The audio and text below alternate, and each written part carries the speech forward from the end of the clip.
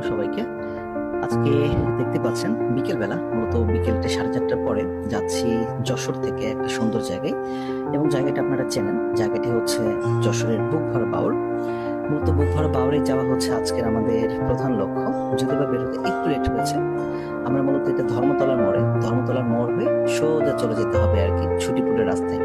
যে ধর্মতলার মোড়ে কিন্তু দয়া করে সাবধান থাকবেন, কারণ এখানে রাস্তা পার হতে কিন্তু অনেক বেশি রাশ থাকে।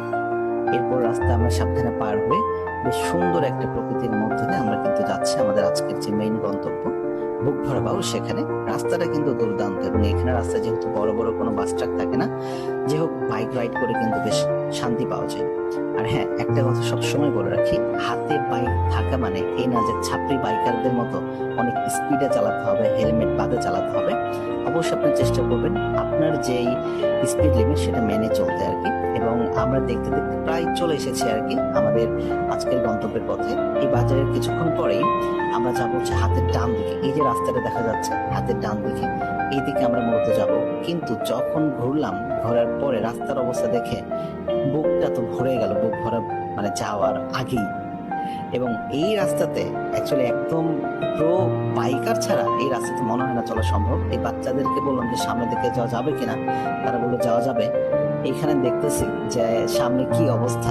তো যাই হোক, সব কিছু বাদ দিয়ে যেহেতু এসেছি, তো আমরা যেতেই হবে সেখানে। তো আমরা রওনা দিলাম এই রাস্তার মধ্যে দিয়ে, এবং এই রাস্তায় যেহেতু বৃষ্টি হয়েছে, যশোরে কিন্তু বৃষ্টি ছিল না, ওইদিকে যে দেখি যে বৃষ্টি, তো বৃষ্টি যেহেতু হওয়ার কারণে এখানে কিন্তু রাস্তায় খুবই বাজে অবস্থা, খুবই বাজে অবস্থা। হয়তো ক্যামেরায় দেখছেন অনেক স্মুথ, বাট ব্যাপারটা কিন্তু স্মুথ না। তো যাই হোক, এই রকম অবস্থা মিলে আমরা পৌঁছে যাই আজকে আমাদের বুকভরা বাউরে। আর বাউরটা দেখার পরে সত্যি কথা যতটা খারাপ লাগাচ্ছিল রাস্তার এক্সপিরিয়েন্সটা, সবকিছু মিশে গেছে। আলহামদুলিল্লাহ, এত সুন্দর জলরাশি, এখন দেখি খুব চমৎকার একটা নৌকায় এখন কিন্তু ঘোরাও যায় আর কি। এবং এই ভ্রমণটা কিন্তু বেশ ভালো। এবং এই জায়গায় দেখেন যে কলার ভেলা থেকে মাছ মারার দৃশ্যটা কিন্তু সুন্দর। এরপরে আমরা আমাদের পাখিটাকে উড়িয়ে দিলাম, আমাদের মূলত বুক ভরা বাউরটাকে পাখির চোখে দেখার জন্য।